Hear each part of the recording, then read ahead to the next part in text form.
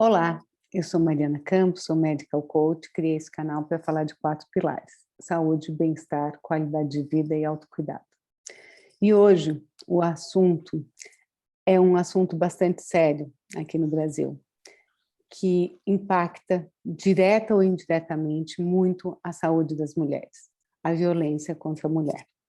Para isso, minha convidada é minha amiga de longa data, Roberta Cardinale, uma pessoa que fez especialização comigo em direito, na época que eu ainda advogava, então faz tempo mesmo, ela é muito minha amiga. Vocês vão ver que ela é brilhante, determinada, com senso de justiça incrível e dona de uma inteligência excepcional. Ela se formou em Direito em 2000, tem pós-graduação em Direito Público pela Escola Superior de Advocacia da OAB São Paulo, tem especialização em Direito Tributário pela Fundação Getúlio Vargas e especialização em formação em mediação, facilitação de diálogos e ciclos restaurativos pelo Instituto Palas Atena. Roberta iniciou sua carreira como advogada com atuação em contencioso civil, voltado para a área empresarial, mas acabou fazendo uma transição para buscar novos horizontes mais próximos de uma prática humanista. Ela foi se aproximando cada vez mais da abordagem preventiva e da mediação, atuando como inspiradora e facilitadora de diálogos entre as partes para elas encontrarem por si a solução dos seus conflitos. Buscando novos desafios, passou a concentrar sua energia na atuação da defesa dos direitos humanos, particularmente na luta das mulheres em face da violência patriarcal e cotidiana que as acomete no campo das relações domésticas e sociais. Realizando diversos cursos de capacitação e formação no Brasil e no exterior, particularmente junto aos Centros de Estudos Sociais vinculados à Universidade de Coimbra, com curso de formações em práticas de direitos humanos e estudos decoloniais, epistemologias do Sul. O seu foco de trabalho atualmente é voltado para estudos feministas. Além do escritório, Roberto dedica-se a outras atividades, tendo integrado o Núcleo de Direitos Humanos da Faculdade de Sociologia e Política, dá aulas sobre direitos humanos em cursos de especialização como professora convidada e atualmente cursa graduação em Filosofia pela Universidade Federal de São Paulo, a Unifesp. Rô, eu sou grata demais por você ter aceitado o meu convite. Obrigada por estar aqui, por conversar desse assunto tão caro. Obrigada, seja bem-vinda, minha querida. Olá, Mari, obrigada a você pelo convite, é um prazer. É um prazer conversar com você sempre, né? Sabe quanto eu adoro as nossas conversas, os nossos diálogos e o quanto eu aprendo com você também nas nossas caminhadas. Acho que temos isso em comum, né? Essa inquietação e esse senso de justiça e essa vontade de contribuir para a nossa passagem por aqui, né? Por esse período que estamos aqui, né? Acho que é isso que nos move, né? Sim, vamos contar direito essa história, né, Rô?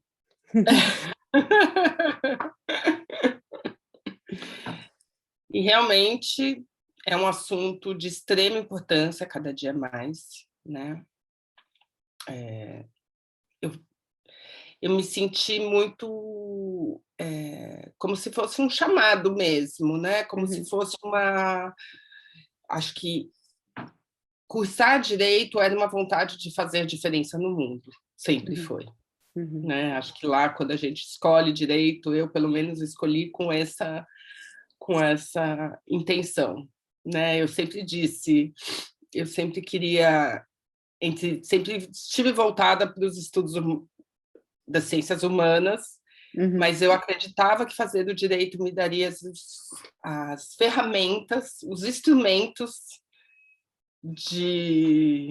para realizar as mudanças que eu gostaria de fazer, de ver, né?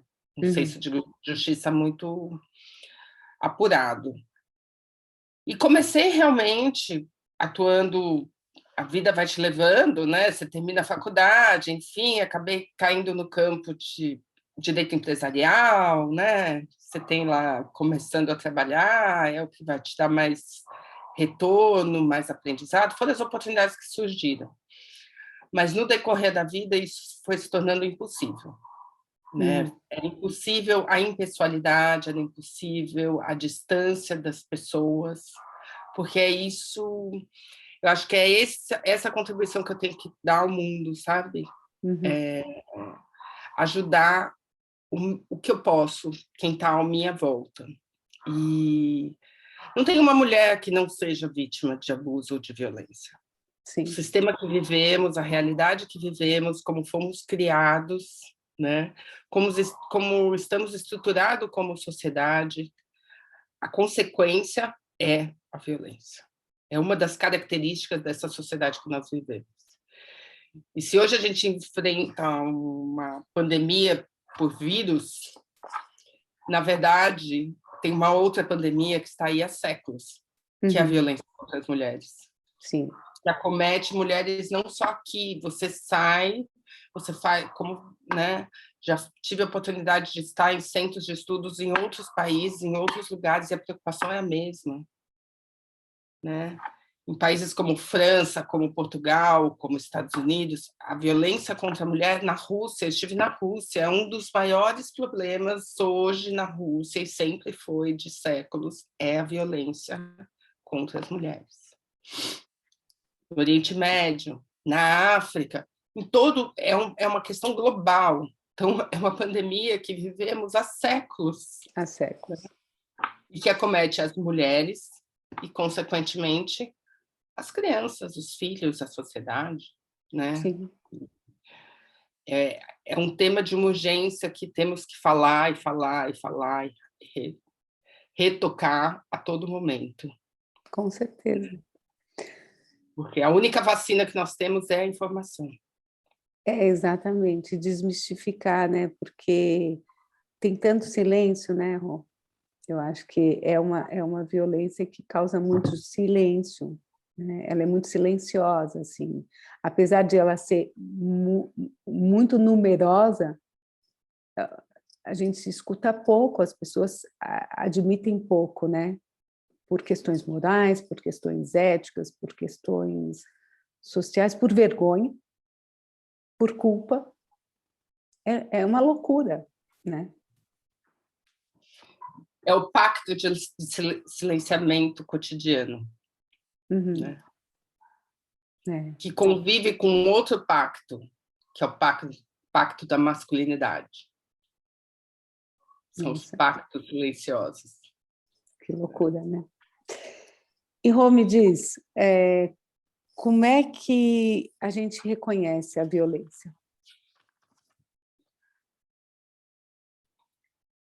A violência no campo doméstico, dos abusos, né? Ela tem 3 características que são, coloquei aqui, que são básicas. A gente tem um ciclo da violência que pode ser traduzido, a gente pode, com esquemas, com gráficos, né? Que é você está bem, aí vai havendo uma escala de violência, vai criando a tensão, né? Há um momento da violência, da ruptura, aí esse abusador retorna, ele é cíclico, né? Aí esse abusador retorna a um comportamento mais calmo, tenta convencer aquela mulher de que ele é vítima, que ele não queria fazer aquilo, que ele a ama, que aquilo não vai acontecer. Aí ele cria-se um outro momento que a gente chama de lua de mel, em que ele faz todas as vontades, fica tranquilo, né? Tenta convencer aquela mulher de que está tudo bem, está tudo sob controle, mas sempre se colocando como vítima. Por quê? Exatamente por uma questão estrutural, a mulher na sociedade é colocada como a cuidadora. Então, este é o gatilho também da violência, né? Então, eu não queria fazer isso, mas eu fiz. Eu não tenho controle sobre os meus impulsos, também é uma outra falsa verdade, criada por essa estrutura patriarcal, que os homens estão imbuídos de seus instintos. Então, fui tomado por uma coisa que não é minha, eu não sou isso, né? Então tem aquela coisa, a pulsão, né, da violência, que parece que nessa sociedade patriarcal está associada ao masculino, né? E aí vem essa fase de lua de mel, mas rapidamente ela passa e recomeça o ciclo. Tensão. A questão é que cada vez que a roda gira, a violência aumenta. Então, cada vez que você termina o ciclo, então na primeira vez era uma palavra agressiva, na segunda vez era um controle, na terceira vez era um copo que voou, na quarta vez era um beliscão, e aí vai indo, né? Ciclicamente, esse ciclo vai aumentando. É como se... E essa mulher vai ficando numa montanha russa. A sensação é de estar numa montanha russa. Sim. Então, assim, ai, nossa, na fase, estou subindo, o amor está crescendo, né? Aquela perspectiva, eu vou ver do parque, vou ver tudo de cima, vou ter o êxtase. Mas ela sabe que aquele carrinho vai descer. E a hora que ele descer, ele cada vez desce mais fundo, né? Então ela vai criando um ciclo de tensão para ela mesma, tensão psicológica e emocional, de um sistema de alerta. Eu percebo muito isso nas mulheres que eu convivo e que passam por violência. Quando a violência já está num grau maior, ela vive num sistema, num eterno estado de alerta, como se fosse um animal que está com seus pelos todos sempre, porque ela nunca sabe o que vai acontecer. Ela nunca sabe o que ela está estressada, né? Aquele abusador vai fazer, né? Mas esse é o ciclo da violência. E aí a gente pode incluir aí várias questões, porque tem a violência, várias características da violência, são vários tipos de violência que acontecem, às vezes concomitante, às vezes numa escalada, né? Então você tem a violência psicológica, a violência sexual, a violência financeira, né? E a violência física, né? São algumas qualificações, algumas características que a gente define, que a própria lei define, né? A Lei Maria da Penha, ela define a violência, que ela vai, a proteção, o foco de proteção dessa lei é a violência psicológica, patrimonial e física. Mas eu queria voltar um pouquinho. Na verdade, o relacionamento abusivo, e aí a gente pode dizer que esse relacionamento abusivo, 99,9% dos casos acontece contra a mulher, né? A vítima é a mulher, o abusador é um homem, e aí eu coloco mulher e homem como gênero e não biológico, porque a Lei Maria da Penha também protege as mulheres não cis, né, as trans, enfim, qualquer pessoa que se identifique com o gênero feminino. Inclusive nas relações homoafetivas também se aplica, né? Porque temos os mesmos padrões. Mas o relacionamento abusivo ele existe em diversas frentes. Ele pode acontecer também num polo inverso, a mulher que é abusadora e o homem existe, mas é assim, mínimo, do mínimo, do mínimo, do mínimo. Né? O relacionamento abusivo ele tem 3 características. Então, ele tem o controle excessivo, o isolamento e os ciúmes. Né? Então, o controle excessivo é aquela coisa de estar sempre sendo vigiado. Só que isso geralmente começa como um cuidado. As mulheres falam, mas ele cuida tanto de mim, mas ele era tão cuidadoso comigo, ele não me deixava sair sozinha. Né? Então é sempre assim, eu te amo demais, né? Começa com controle. E aí esse controle é sobre comportamento, sobre roupas, sobre onde vai, o que vai pensar, né? Um controle sobre a capacidade cognitiva dessas mulheres, mas isso sempre começa com a questão do homem. Aí a gente tem que também, eu gostaria nessa conversa que a gente sempre saísse do micro e fosse para o macro, né? Onde está na sociedade essa construção, né? Então, assim, o príncipe das histórias. Uhum. E a princesa que vai deixar o sapo e ele vai virar príncipe. Né? Ou a Bela e a Fera. Uhum. Né? Então, essas histórias, essas fábulas, né, ajudam a construir esse tipo de relação em que o homem é o protetor, neste caso, ele é designado como protetor, mas, na verdade, ele é o controlador. E a mulher é aquela que, com o seu amor, é capaz de mudar aquela fera, capaz de mudar, de transformar aquele homem. Né? Então, aí é a armadilha. Né? Por que as mulheres se mantêm nesses relacionamentos? E quantas vezes as mulheres se mudam por conta desses relacionamentos, né? Admitem se mudar, admitem se questionar, né? E violentar. Se violentar. Uhum. Sim, total. Total. Você precisa deixar de ser você para ser Uhum. a pessoa, você está se violentando. Sim. Então, neste primeiro momento, o que tem é o controle. Né? Tudo isso vai acontecer concomitante. O segundo estágio do relacionamento, da construção do relacionamento abusivo, é o isolamento. Sim. Porque para manter o controle, ele precisa isolar essa mulher. Então, esse isolamento, ele não vem de uma forma determinada, né, autoritária. Ah, você não vai fazer isso. Ele vem de uma forma subliminar, assim. Então, ele vai numa festa de família, aí ele briga com todo mundo. Ele cria uma situação de estresse. E aí, quando ele chega em casa, ele fala assim, tá vendo? Seu cunhado me provocou. A sua mãe não gosta de mim.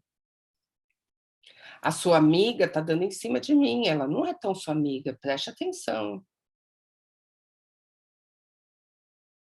E aí vai criando situações de isolamento. Mas você tem certeza que você vai para a escola? Você tem certeza que você vai fazer esse curso? Porque, olha, eu acho que os nossos filhos precisam de você em casa. É melhor você ficar em casa. Uhum. E aí vai criando esse isolamento. A mulher vai ficando refém dentro da sua própria vida. Né? E aí, junto com isso, muito concomitante, vem a questão dos ciúmes. Uhum. Que tudo, você vê que as três características, elas estão interligadas o tempo todo. Porque o isolamento alimenta o controle, o ciúmes fundamenta o controle.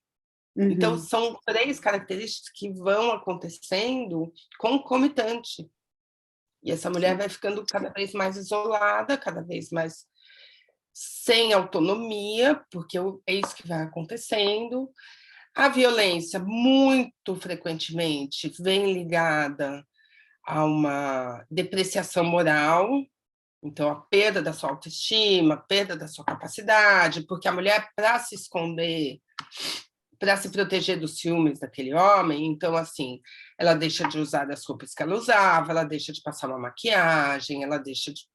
Porque tudo isso, não que mulheres precisem passar maquiagem, não é isso, mas, assim, ela vai deixando de olhar para si, vai se escondendo, porque, assim, ela não vai despertar os ciúmes, ela não vai criar uma situação e ela vai tentar evitar a violência. É aquele estado de alerta que a gente havia dito. Uhum. Uhum. É sempre a iminência de você não saber quando vai vir o ataque, como ele vai vir e qual a dimensão dele. Sim. Então, esse é basicamente a característica do relacionamento abusivo, o ciclo da violência, né? E é importante a gente frisar que isso não começa do dia para a noite. Né? Então, ele vai sendo construído. Ele vai se formando. Uhum. Né? E, às vezes, é o que eu brinco com as minhas clientes. Eu falo, olha, você acha que o poço não tem fundo, mas ele tem. É, Eu não pior, sei o tamanho do seu poço, mas ele tem fundo, pode acreditar. Porque as mulheres, elas não têm a experiência que eu tenho, e eu acho que é importante falar isso também para desmistificar. uhum, Eu já estive numa relação abusiva, e eu não tinha 20 anos,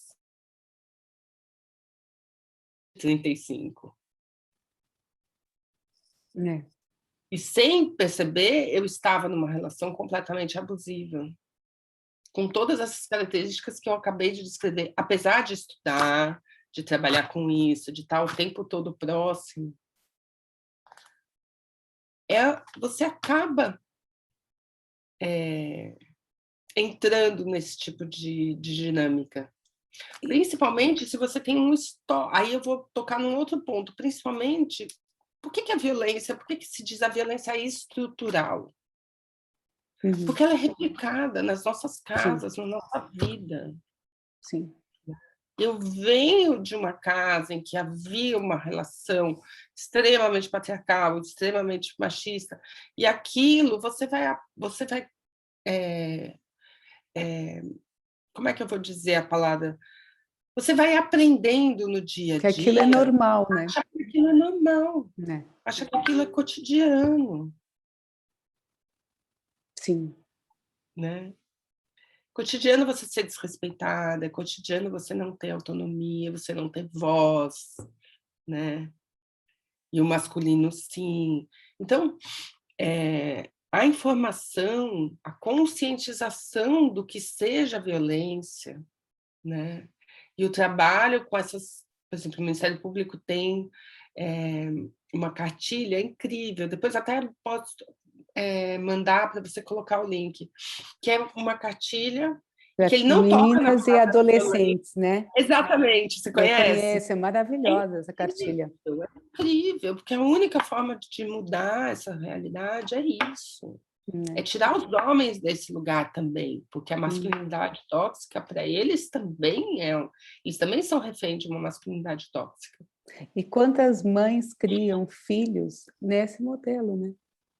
Assim, querendo ou não, se a gente não fala nisso, a gente vai replicando socialmente o mesmo lugar, o mesmo tipo de sociedade no qual o homem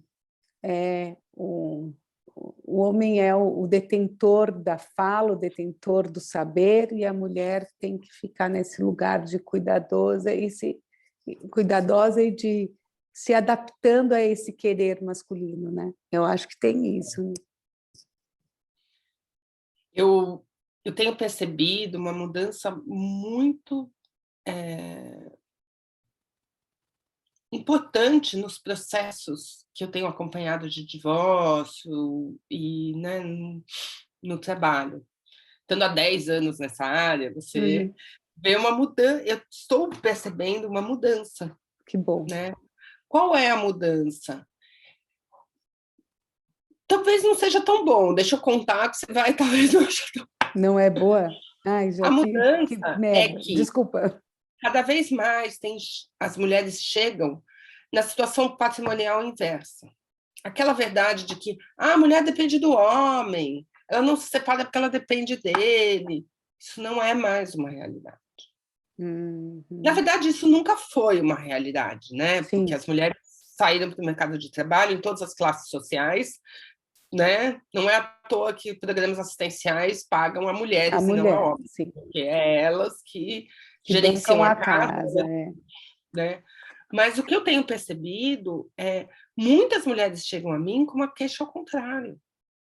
Eu trabalho, eu tenho patrimônio, o meu companheiro, o meu marido não trabalha, eu que sustento, né? E Uhum. muitas vezes, nestes casos, entra a violência patrimonial, porque eles ameaçam, aí falando de um recorte de classe, que é Sim, a sim. classe, né? Classe, eles ameaçam. Uma das ameaças feitas é: se você se separar de mim, eu te tiro tudo. Que estranho. Eu vou pegar os seus bens. Eu vou pedir uma pensão para você. Que E não é doideira. 1 ou 2 casos, são muitos casos. Nossa. É muito e essa dinâmica que vem acontecendo, cada vez eu vejo mais, cada vez aparece mais, sabe? Porque muitas vezes elas mantêm um relacionamento por uma questão estrutural, para ter um marido, para ter um companheiro. Mas essa questão do homem provedor, ela não é mais uma realidade.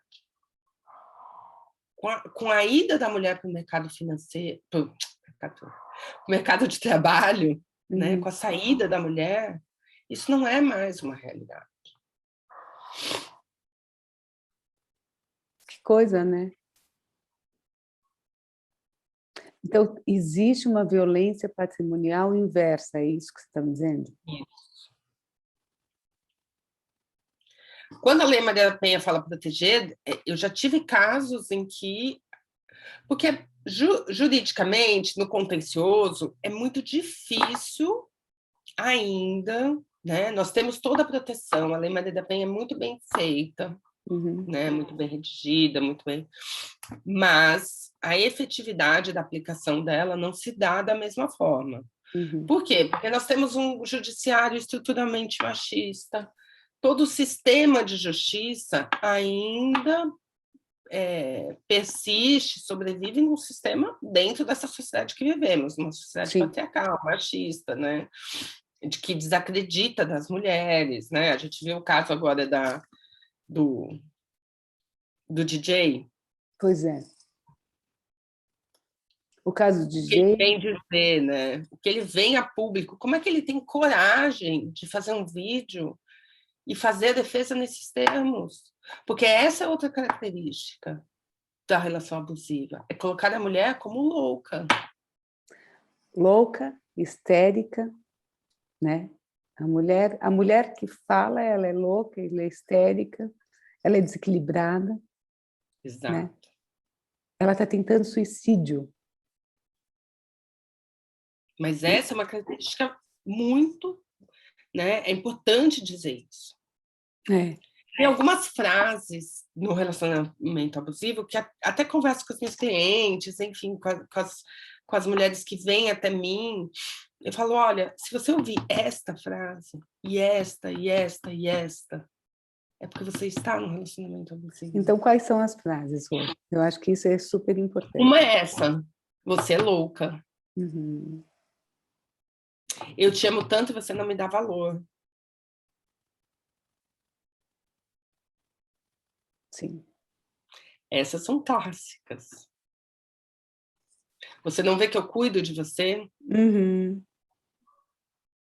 Ou eu sou o único que sou capaz de te cuidar? Só eu te amo. Só eu te Ninguém amo. mais vai te amar, porque você é tão louca, tão desequilibrada, tão difícil, você é uma pessoa difícil, só eu vou te amar. Se você... Ninguém mais vai querer ficar com você, porque só eu te amo. Sim. Essa é a fase clássica do controle, do isolamento. Então, você não pode ouvir ninguém, você tem que ouvir só a mim, porque só eu sei o que é bom para você.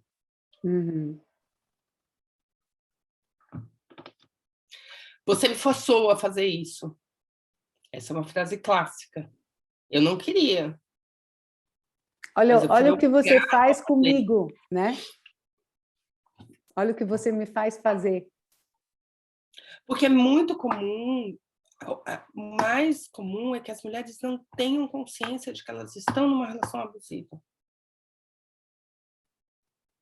Recentemente chegou uma mulher para que eu cuidasse, ela queria se separar, ela tinha perto de 58, 59 anos. E ela queria se separar. E ela queria se separar, ela veio contar a história para mim, ela falou, não, eu quero me separar, meu companheiro de 12 anos já saiu de casa, e agora eu quero saber como é que eu faço, qual as providências eu devo tomar, estou te procurando como advogada. Falei, então me conta o que aconteceu. Ah, minha filha viu, ele estava tendo relacionamento com outra pelo Facebook, pelo aplicativo de namoro do Facebook. E aí minha filha, como você descobriu? Ah, minha filha hackeou a conta dele e a gente estava na sala de televisão e ele estava conversando com outra mulher e eu vi as fotos e tudo bem. Aí, conversando com ela, eu fui percebendo que ela tinha uma relação extremamente abusiva. Abusiva num ponto de que o companheiro não deixava que os filhos dela, porque ela tinha alguns filhos que eram do primeiro casamento e uma filha com ele, não deixava que os filhos beijassem ela. Os filhos não podiam abraçar, não podiam beijá-la. E ele falava claramente: a sua mãe é minha, eu não quero que você abrace. O neto. O neto? O neto. Aí ela falava para mim a frase: não, mas ele sempre foi tão cuidadoso comigo. Quando eu comecei a argumentar, porque muito sutilmente a gente começa a falar: olha, não é normal. Ele tinha relações de euforia e depois de depressão? Tinha. Ele estava bem e depois estava mal? Sim. Olha, 2 meses antes a gente tinha comprado uma aliança para comemorar nosso aniversário de casamento. Ele que quis trocar a aliança. Mas aí agora, eu não sei o que aconteceu agora, aconteceu isso. Mas ele te ameaçava? Ah, sim, eu tenho um vídeo que ele fazia barulho de pilha com a pilha, ele fazia barulho de arma e dizia que ia se matar. Nossa. Aí eu falei, então faz o seguinte, hoje eu acho que você está numa relação abusiva, talvez. Aí eu mando alguns vídeos, alguns textos, algumas coisas. Falei, hoje essa noite você vai fazer o seguinte, você vai escrever tudo o que você acha, fazer uma lista para mim, porque eu vou colocar na medida protetiva, tudo que você acha que era abusivo que ele fazia, né? Tudo que te incomodava no relacionamento. Mari, ela fez uma lista de 2 páginas. E eram coisas assim, ela não podia sair de casa sozinha, ela tinha que prestar contas de detalhes do dinheiro que ela gastava, ela só podia sair com ele, os filhos não podiam beijá-la, não podiam abraçá-la. As amigas, ela não tinha nenhuma amiga, porque ela já estava num isolamento completo e absoluto. Então, assim, eu não posso nem falar com a vizinha, porque se eu falar com a vizinha, ele briga comigo, porque ele diz que eu não estou me dando valor falando com a vizinha, já que a vizinha fala mal de mim. Então, esse é um exemplo clássico de violência, de Pô, abuso. me diz uma coisa, e aí, assim, tomou consciência. Então, assim, no caso, você está falando de mulheres que te procuram uma questão judicial, né? Mas, assim, supondo que a pessoa está escutando aqui, percebe que toma consciência, começa a tomar consciência de que está num relacionamento abusivo, como é que ela quebra esse ciclo de violência? Quais são as formas que ela pode começar a quebrar esse ciclo de violência? Se existe possibilidade disso. Claro, sempre temos que ter certeza que existe, né? A realidade é que não adianta você chegar para essa mulher quando ela está no relacionamento abusivo e falar assim: olha, acho que você está num relacionamento abusivo porque ele está fazendo isso, isso, isso com você, você não está bem. Você vir e falar todas essas questões. Essa mulher, se ela é sua amiga, se ela é sua irmã, se ela é sua mãe, se ela é seu, né, se você quer auxiliá-la, seu colega de trabalho, a primeira coisa que você pode fazer é abrir o canal da comunicação, dar o acolhimento, fazer uma escutativa, que a gente diz, que é ouvir sem julgar. Então, quando ela te contar essa situação, em vez de falar, ele, o seu abusador é isso, é aquilo, aquilo outro, você não sabe porque você não quer, você ouve e questiona como ela se sente. Nossa, imagino que seja difícil. Como você está se sentindo? como é para você isso? Então, primeira, porque aí você cria um canal de um lugar de acesso a essa mulher. Uhum. E aí, na construção, construindo essa confiança, se for, estou dizendo, se for alguém que você queira ajudar, porque é muito comum as pessoas perguntarem para mim, como eu ajudo minha irmã, minha amiga, minha melhor amiga que eu estou vendo, né? A gente sofre junto com essas pessoas, né? Então é isso. Primeiro é um canal de comunicação, abrir esse canal de confiança, de acolhimento, né? E trazer a informação, desvelar essa situação, tirar o véu cor-de-rosa e para que ela mesma consiga ter consciência de que ela pode retomar a autoestima dela, que ela pode reconstruir a vida dela, que existem saídas para aquela situação, porque a mulher que está nessa situação, ela está numa prisão, ela não vê saída. Porque ela acha que ninguém vai amá-la, ela acha que se ela se separar, ela vai ser perseguida, ela corre risco de vida, o que é muito real, né? Porque em alguns casos, essa perseguição tem pesquisas que dizem que o primeiro ano de separação, quando se quebra o relacionamento abusivo, é o mais perigoso para as mulheres. Porque esses homens demoram para admitir, esses abusadores demoram para admitir essa violência. Então, este seria... Aí você tem vários canais de acesso público e da sociedade civil. A sociedade civil tem se organizado imensamente com várias iniciativas para acolher essas mulheres, né? Que agora, na pandemia, a gente teve... Os números são alarmantes, né? A cada minuto, 8 mulheres sofrem violência no Brasil. A cada 2 horas, uma mulher é morta. Com a pandemia, esses números triplicaram. O número de denúncias, o TJ lançou, tem programas, né? O Tribunal de Justiça tem programas de proteção e acolhimento das mulheres, e saiu agora, recentemente, tem 2 meses, uma pesquisa que, em 2020, aumentou 35% o número de casos de violência. Isso são as que reportam, né? Também tem Isso essa, são né? as que conseguem denunciar, né? Agora, tem vários canais, assim, várias possibilidades, né? Que você pode utilizar para auxiliar essas mulheres. Então, assim, tem o programa Justiceiras, que é um programa comandado pela Gabriela Mansur, que é uma promotora. E por esse programa é um WhatsApp, né? Posso até te passar o número depois. Você acessa. Neste programa você tem o acolhimento psicológico, né? O atendimento psicológico, um atendimento, se você estiver em caso de iminência de violência, em risco, um atendimento, e um aconselhamento jurídico. Ele é prestado por voluntárias, então, advogados, estudantes de psicologia, e ele você entra no WhatsApp e vai respondendo por números, e aí você é direcionado para os profissionais que trabalham voluntariamente. Tem um outro aplicativo, que é o aplicativo Penhas.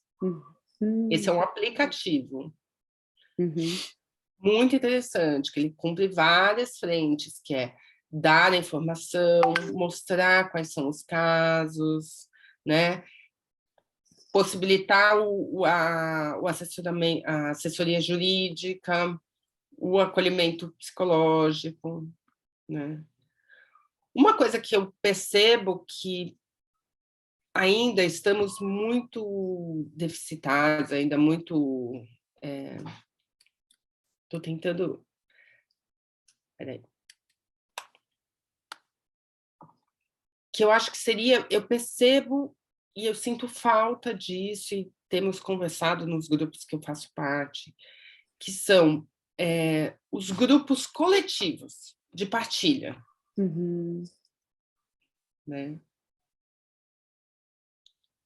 Porque é muito importante que as mulheres que estão em estado de violência, quando elas quebram o ciclo da violência, que elas conseguem denunciar, que elas conseguem sair, que elas tenham um lugar de humanização, olha, eu sofri, mas tem várias outras mulheres que sofreram a mesma coisa, né?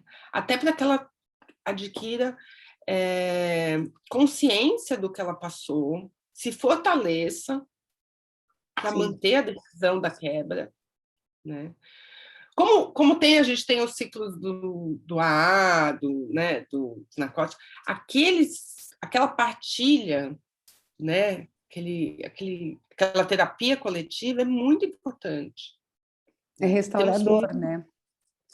Porque você tem um lugar do pertencimento. Primeiro que você sai da coisa do eu sou um bicho louco, né? E você vai para uma coisa que, infelizmente, isso já aconteceu com outras pessoas, né? Uhum. Eu acho que é bem importante mesmo. E você não tem hoje esses grupos? Os que tinha com a pandemia foram Minguando, né?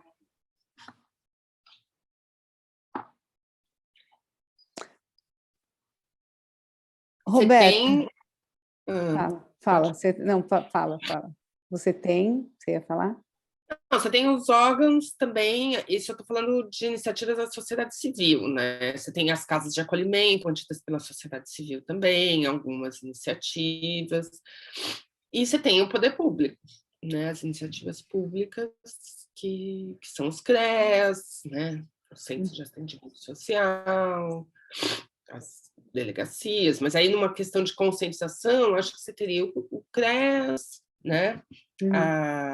A Casa da Mulher Brasileira, que é uma iniciativa bem interessante, o projeto é muito, né?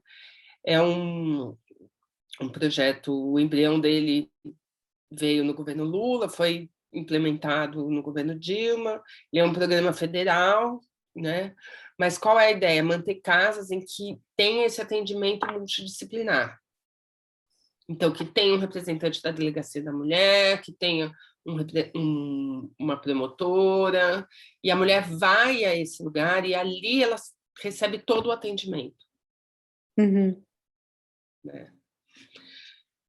Mas essas casas, existem 7 no Brasil todo só. Em São Paulo temos uma só. Temos boas iniciativas, mas em relação aos números, elas são ínfimas. Entendi. Né? São muito... O que eu ia te perguntar é que, assim, essa violência, ela acontece, mas existe uma recriminação social, né? E, pelo menos isso tinha, do tipo... Eu não sei como é que... Eu queria que você falasse um pouco disso, assim. Antes, invariavelmente, a mulher denunciava e ela, de alguma forma... mas também... A gente vê isso recentemente, ou... Uma situação de estupro, né? Mas também a roupa que usavam. Ou uma situação de violência, mas também, você viu como é que ela se comportava? Ele é tão bom. Quer dizer, você tem uma recriminação social. Você acha que isso, como é que está isso hoje? Nossa, você tocou num ponto muito importante. Ele era tão bonzinho. Essa é a maior dificuldade, porque o abusador...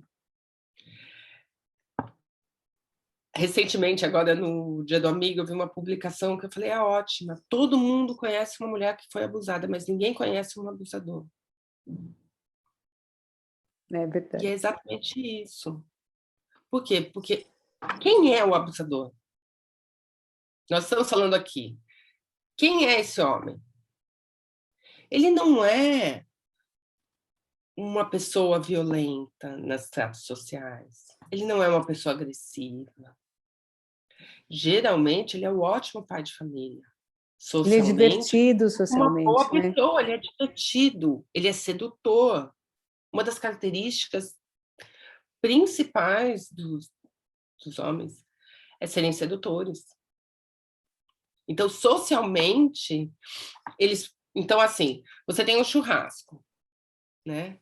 Aí tem 30 pessoas. Se você perguntar, ele foi agradável, bebeu com todo mundo, assistiu o jogo de futebol, conversou com todo mundo. As 29 pessoas vão falar, nossa, ele estava super bem.